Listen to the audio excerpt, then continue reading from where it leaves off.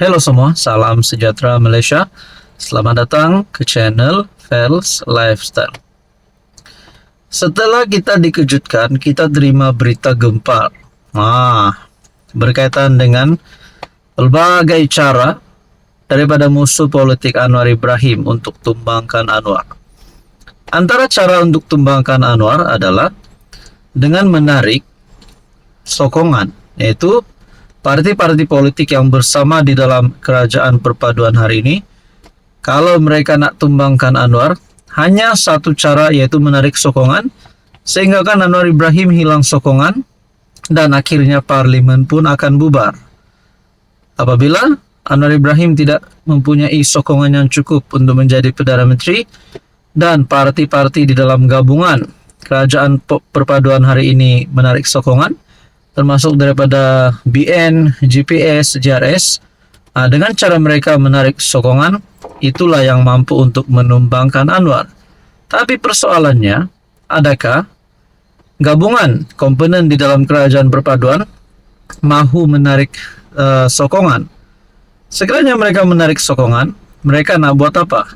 Adakah bergabung dengan PN dan bentuk kerajaan baru seperti yang kita dengar sebelum ini? Ada ahli parlimen daripada UMNO bertemu dengan Zahid, memujuk BN untuk keluar daripada kerajaan perpaduan dan menyertai parti mereka, dan akhirnya Zahid Hamidi ditawarkan kedudukan sebagai Perdana Menteri. Nah, saudara-saudara yang saya amat hormati, berkaitan dengan ini, satu lagi pengakuan Zahid Hamidi. Mungkinkah ini adalah dalang kepada langkah untuk tumbangkan Anwar, langkah untuk tebuk atap 2.0, tarik BN keluar, pertemuan bukan dengan Syahidan saja, kata Zahid Hamidi. Pengerusi BN Ahmad Zahid mengesahkan pertemuan berhubung usaha membawa keluar BN daripada kerajaan perpaduan, termasuk dengan ahli parlimen Arau, Syahidan Kasim. Namun Zahid berkata, pertemuan itu bukan berlangsung dengan Syahidan saja. Zahid bagaimanapun enggan mendedahkan perincian lanjut mengenai perkara itu. Rahasia, kalau saya berkongsi dengan umum, bukan lagi menjadi satu rahasia. Oleh sebab itu, biarlah saya berbincang dengan pemimpin-pemimpin tertentu sahaja. Saya juga telah memaklumkan secara terperinci kepada Perdana Menteri Anwar Ibrahim supaya kita berjaga-jaga agar pisang tidak berbuah dua kali. Dan bukan hanya Syahidan seorang yang bertemu dengan saya bercakap tentang perkara yang sama. Ahmad Zahid berkata, ketika ditanya nama pemimpin BN yang terlibat dalam usaha menarik BN keluar dari kerajaan seperti yang didedahkan sebelum ini. Walaupun Zahid Hamidi sebelum ini pernah membuat kenyataan, pernah pada tahun 2023, 10 ahli parlimen BN yang menyokong Muhyiddin jadi Perdana Menteri. Pernah Zahid keluarkan kenyataan. Tapi kali ini pula, berkaitan dengan memujuk ataupun tarik BN keluar kerajaan, rupanya Zahid Hamidi dalam satu kenyataan, pertemuan bersama dengan ahli parlimen BN bukan dengan Syahidan saja. Jadi, persoalan yang seterusnya adalah siapa lagi ahli parlimen yang lain yang juga bertemu dengan Zahid?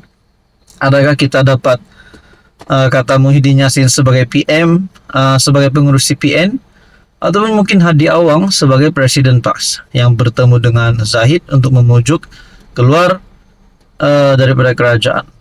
Apa komen Anda? Hai, hello, salam sejahtera Malaysia. Selamat datang ke channel Fels Lifestyle. Terima kasih kerana terus setia dan bersama di dalam channel ini. Tuan-tuan dan puan yang saya amat hormati, setelah kita dikejutkan dengan kematian satu lagi pemimpin yang terkenal di Malaysia, yaitu Allahyarham Tun Daim Zainuddin, dan pada akhirnya kes mahkamah ataupun siasatan terhadap Daim Zainuddin telah dihentikan, diumumkan sudah diumumkan telah dihentikan, manakala terhadap istrinya masih diteruskan. Tapi saudara-saudara, apa yang berlaku selepas pemergian Tun Daim Zainuddin? Sudah pasti ini adalah pemergian yang mengejutkan Tun Mahathir, karena beliau adalah rakan sekutu ataupun sekutu rapat ataupun mungkin kawan baik kepada arwah, manakala istri Daim Zainuddin pula dalam satu kenyataan yang terbaru yang pasti mengejutkan, karena menyebut nama Anwar Ibrahim, menyebut nama Perdana Menteri yang sepatutnya disiasat menurut Naimah Khalid. Perkongsian berkata daripada Malaysia kini, SPRM sepatutnya siasat Anwar, bukannya Daim, kata Naimah. SPRM sepatutnya menyiasat Perdana Menteri Anwar Ibrahim, bukannya bekas Menteri Kewangan Daim Zainuddin, kata Balu Allahyarham. Naimah Khalid membuat kenyataan itu selepas SPRM memaklumkan pihaknya akan meneruskan siasatan ke atas Daim Zainuddin dan keluarganya berhubung pembelian aset di luar negara adalah lebih baik bagi SPRM untuk menggunakan sumber yang ada bagi menyiasat pengakuan Perdana Menteri sendiri di Parlimen bahwa ahli perniagaan telah membayar perjalanannya ke luar negara. Apa yang mereka dapat sebagai habuan? Bukankah itu rasuah, kata Naimah dalam kenyataan. Dia merujuk kenyataan di Parlimen pada 21 November lalu, yang kira-kira 70 hingga 80% kos melibatkan perjalanan dan lawatan rasminya ke 5 negara awal bulan ini ditampung oleh syarikat swasta yang mengikuti urusan itu.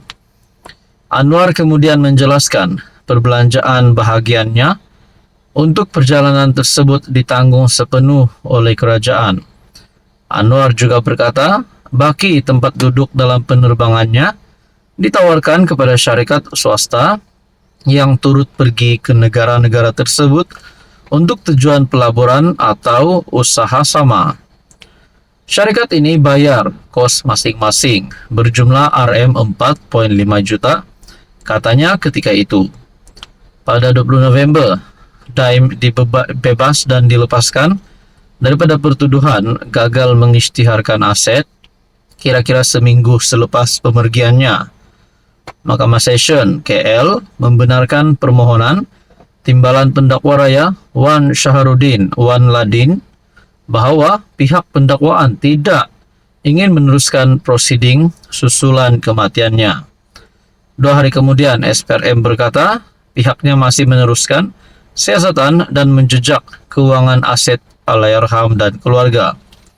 Siasatan turut melibatkan istri Allahyarham Daim, yaitu Toh Puan Naimah, serta ahli keluarganya, dan siasatan tertumpu kepada perolehan aset-aset di luar negara, kata SPRM, sambil menambah siasatan dibuat dengan kerjasama agensi antarabangsa.